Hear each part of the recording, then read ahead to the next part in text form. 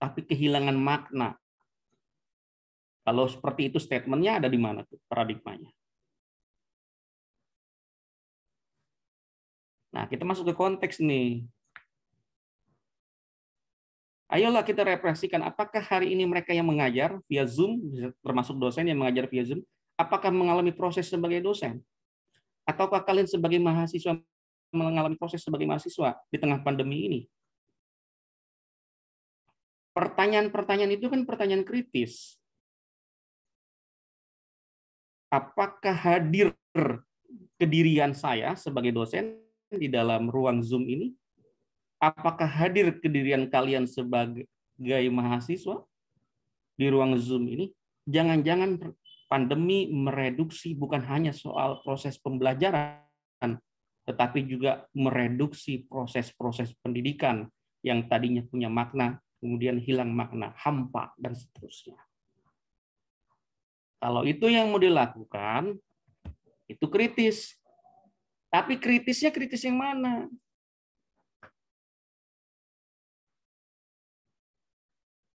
Kalau dia berangkat dari sastra, berangkat dari nilai-nilai seni, berangkat dari kritik-kritik tadi tentang apa namanya sastra postmodern. Tapi kalau dia berangkat seperti refleksi yang tadi saya tanyakan, mendekonstruksi cara berpikir, cara pandang, pengetahuan, struktural.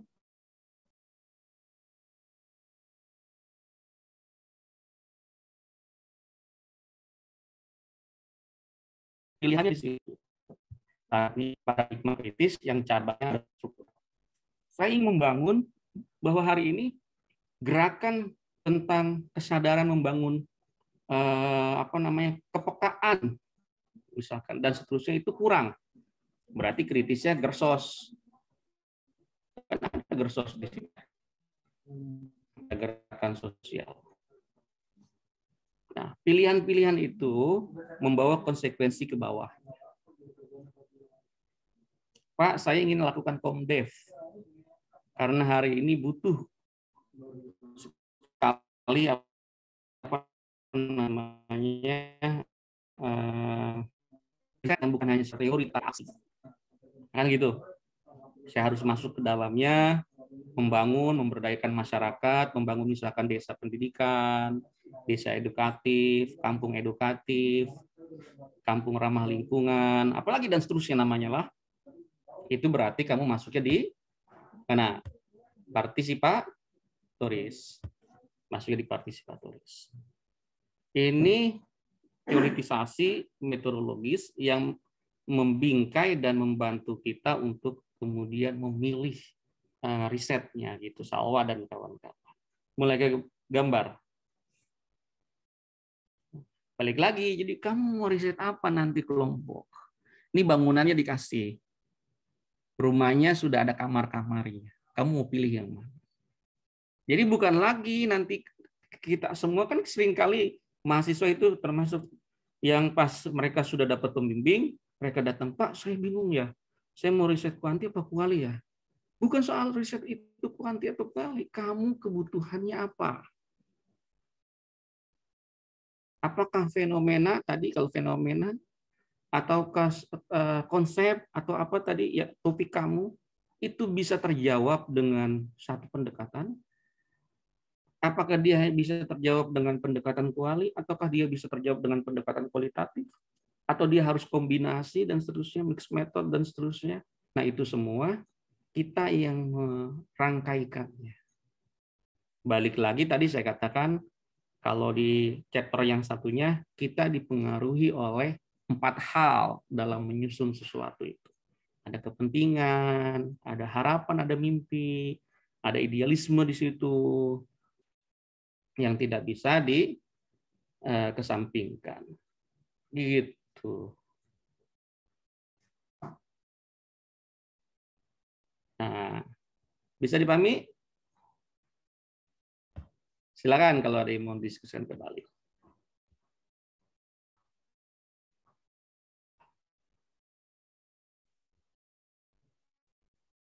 Ada yang mau mencontohkan kasus atau apa, kita analisa di dalam bagan tadi. Punya kasus apa? Contoh apa untuk riset pendidikan?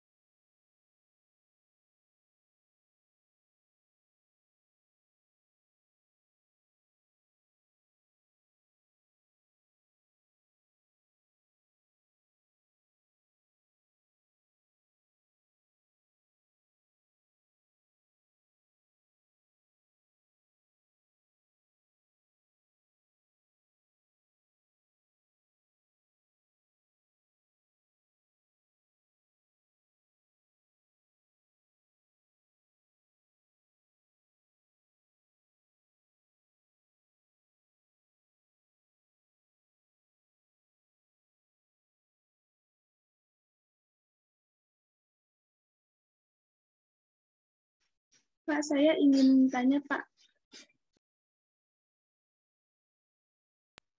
Ya, silakan. Sorry, tadi saya ada tamu. Lanjut. Penggunaan teori kayak misalkan level teori, grand teori itu berhubungan nggak Pak sama kajian ruang lingkup penelitian? Misalkan grand teori dipakai untuk mengkaji ruang lingkup yang luas, terus yang teori kecilnya dikaji untuk ruang lingkup yang kecil, misal keluarga gitu Pak, atau bagaimana? Terima kasih.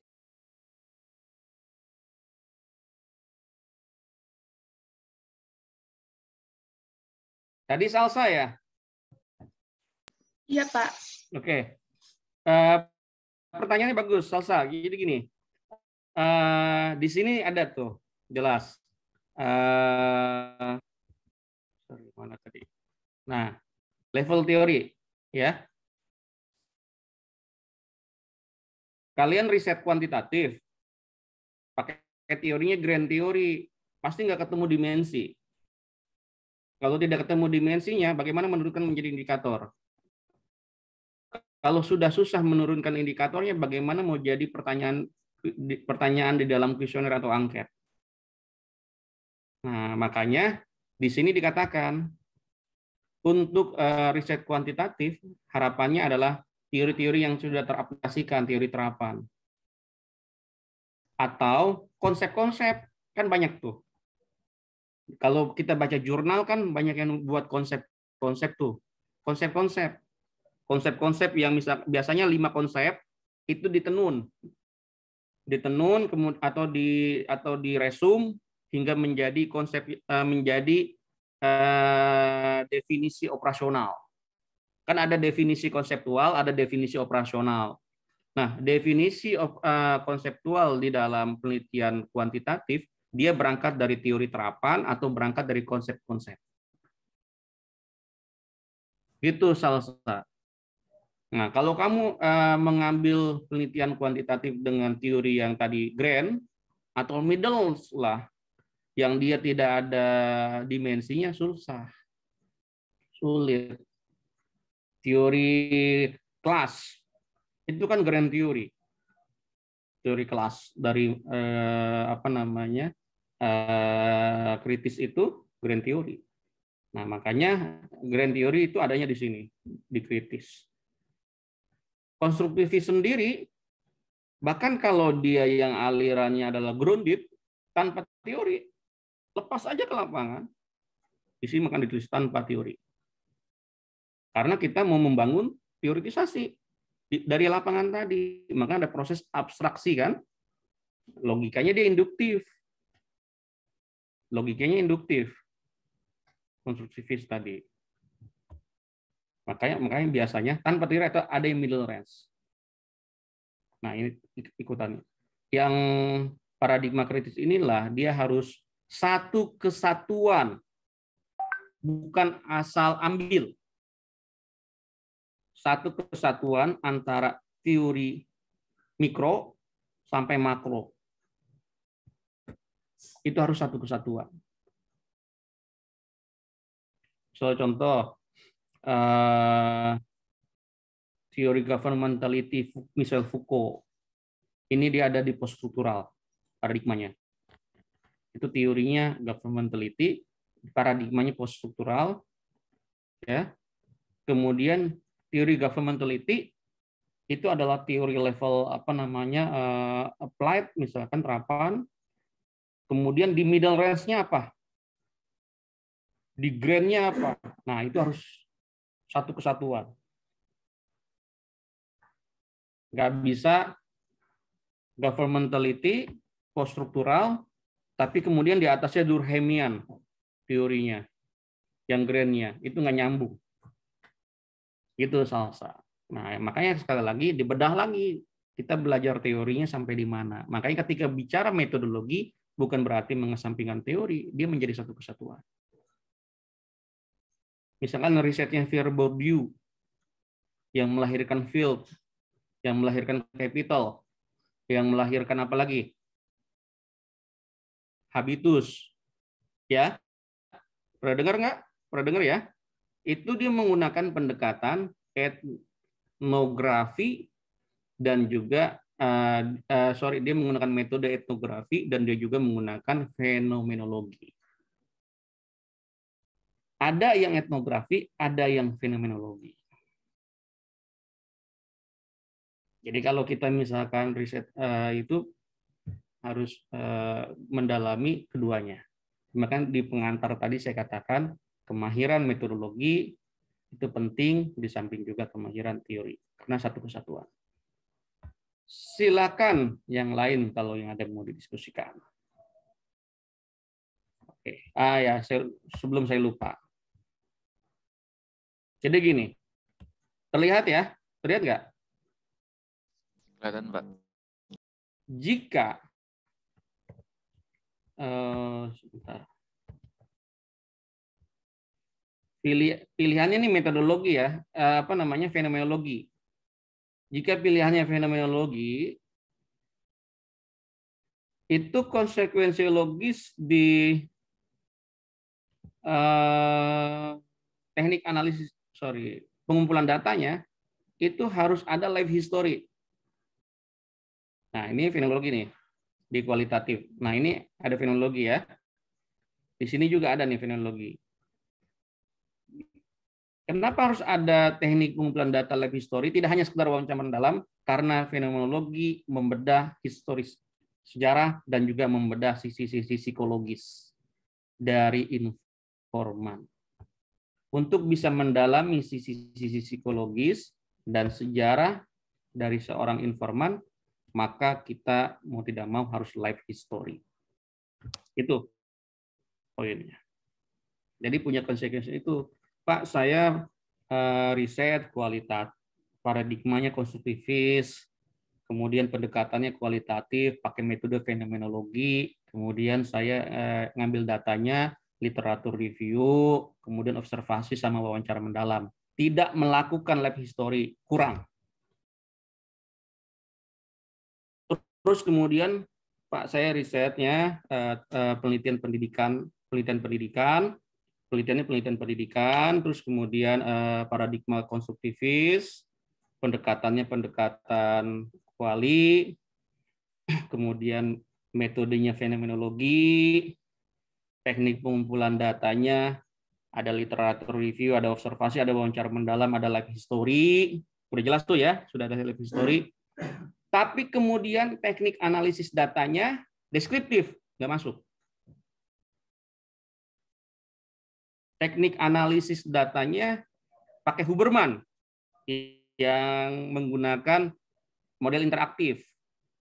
Ada reduks, ada bagaimana data itu dikumpulkan, bagaimana data direduksi, bagaimana data disajikan, kurang pas. Karena fenomenologi ada teknik analisis datanya. Apa teknik analisis datanya? Interpretive Phenomenological Analysis, IPA. Pakai yang itu. Apa saja teknik analisis dalam IPA tadi? Ada lagi. Isinya bisa dibedah. IPA itu terdiri dari apa dulu yang harus dilakukan. Kalau ternyata merencanakan, mengambil data, mengolah data, menteoritisasikan data lapangan. Itu yang tidak ada di dalam Huberman. Itu yang tidak ada di analisis data yang umum. Bagaimana data dari lapangan diteoritisasikan. Bisa dipahami satu kesatuan. Nah, harapannya teman-teman pekan depan sambil presentasi sudah mulai punya judul, punya topiknya, judulnya. Kemudian ini diisi nih.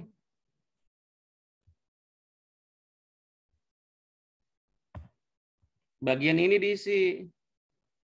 Kamu mau yang mana? Positivis, konstruktivis, atau apa?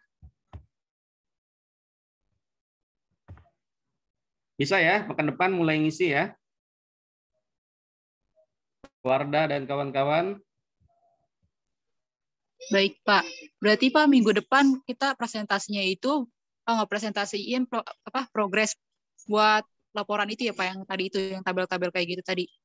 Ya, itu presentasi untuk nulis laporan. Ya, tetapi juga teoritisasi tetap belajar. Pekan depan kan sudah mulai ada presentasi teori juga. Hari ini kan saya merangkumkan. Pekan depan sudah mulai ada yang presentasi tentang R&D kan, riset dan pengembangan. Nah, itu presentasi itu di samping semua kelompok juga tadi mulai menyusun topik sampai bagian-bagian bawah tadi. Jadi ada 2 kegiatan karena ini adalah mata kuliah teori plus praktik. Walaupun hanya 2 SKS. Oke? Silakan, ada lagi yang mau didiskusikan? 5 menit lagi lah ya, sebelum kita sudahi.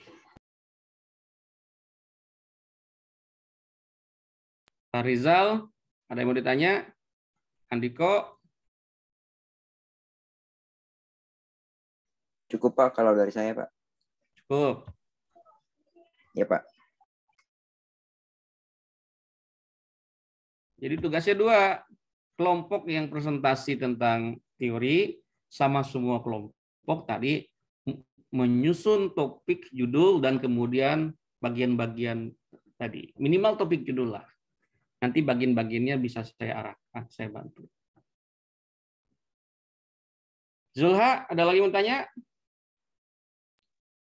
Cukup, Pak. Cukup? Cukup. Cukup. Masih pusing? Masih bingung sih, Pak, jujur. Ya, jadi kalau kalian nanti banyak baca, terus kemudian paham letak-letak level teori, ya metodologinya makin kuat. Jadi nggak bisa belajar metodologi itu tunggal ya, hanya sekedar. Nah nanti masuk ke kuanti tadi didalami lagi tuh, analisis statistiknya pakai yang mana? Karena beda sampling, beda jenis data akan menentukan perbedaan teknik analisisnya. Itu satu kesatuan.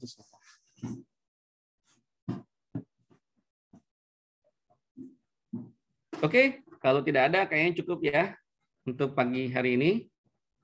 Pekan depan dibawa ini saja proses ya, by proses ya, dibawanya tidak santai juga, dibawa enjoy, mulai tentukan topik judul tentang riset-riset pendidikan. Tadi saya kan sudah memantik tuh, misalkan fenomena pensiunnya guru. Kan sekarang lagi menarik tuh, ada perdebatan bahwa ke depan tidak akan ada pensiunan ya PNS itu, maka dia akan dikasih full. Ada yang juga bilang tetap dapat dan seterusnya. Banyak sekali diskursus pendidikan dan guru itu, buku teks, buku ajar.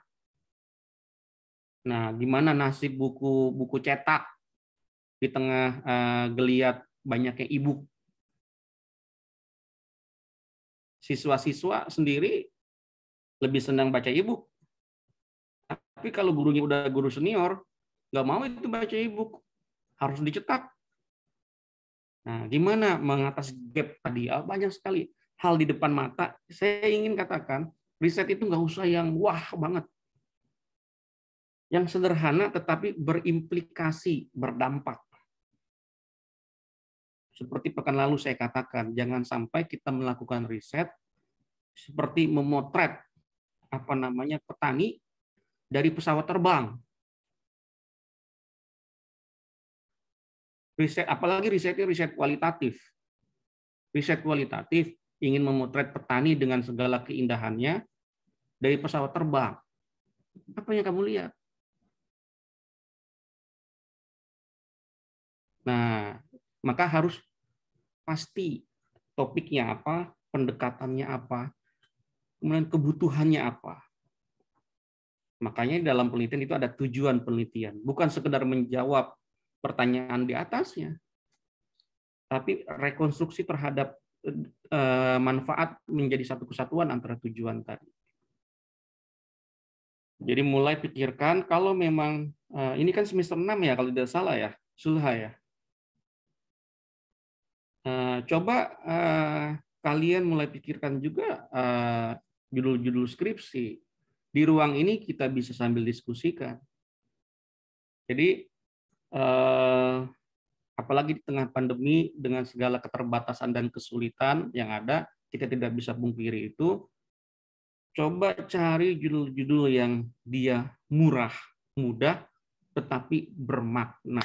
Nah, coba cari topik-topik seperti itu, sehingga kemudian kita bisa memberikan kontribusi walaupun tidak besar pada masyarakat sekitar, khususnya pada dunia pendidikan. Saya rasa itu dari saya. Terima kasih atas kerjasamanya pada pertemuan pagi hari ini. Untuk materi pekan depan akan saya share di grup WA. Kemudian jangan lupa untuk keseluruhan kelompok untuk menyusun minimal 2 poin topik dan judul. Dan basisnya adalah tadi. Nanti materinya saya kirim ke grup.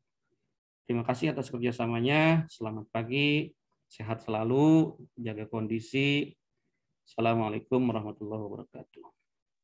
Waalaikumsalam. Waalaikumsalam warahmatullahi Pak. Ya, sama-sama. Terima kasih, Pak.